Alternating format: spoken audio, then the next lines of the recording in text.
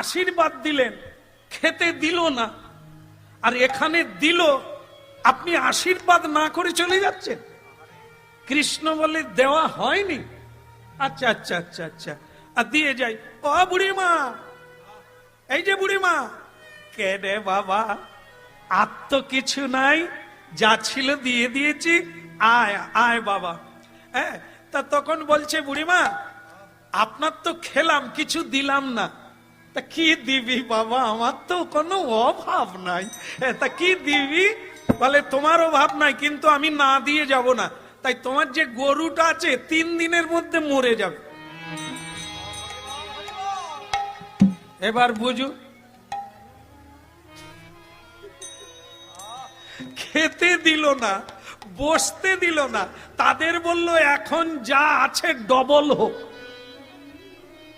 আর যে খাওয়ালো, যে বসালো, যে সেবা করলো, তাকে বলল 3 দিনের মধ্যে তোমার গাই গরুটা মারা যাবে।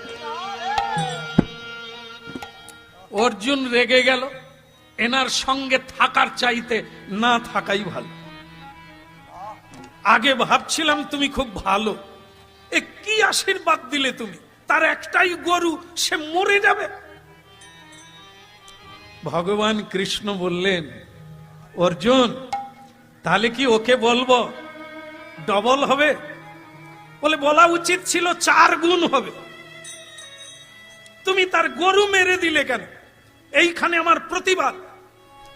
তেলও মাথায় তেল দাও, যার আছে তাকে বললে ডবল হোক, সে খেতেও দিল না। আর এখানে বুড়িমা এত যত্ন করে দিল, তুমি তাকে বললে তোর গরু।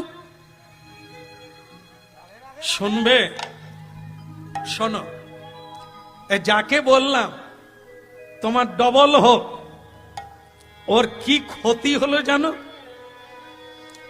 আমি ধন সম্পদ ডবলের কথা বলিনি, আমি বলেছি এই যে অশ্রদ্ধা, এই যে ক্ষুধার্তকে খাওয়ার দিলে না, আহার দিলে না, অনাহারীকে আর নির্বস্ত্রকে বস্ত্র দিলে না, আর যার বাড়িহীন জায়গাহীন তাকে আশ্রয় দিলে না, আমি তাকে বলেছি এই যে মনোভাব, এইটা ডবল হোক, আরো দূরে সরে যাও।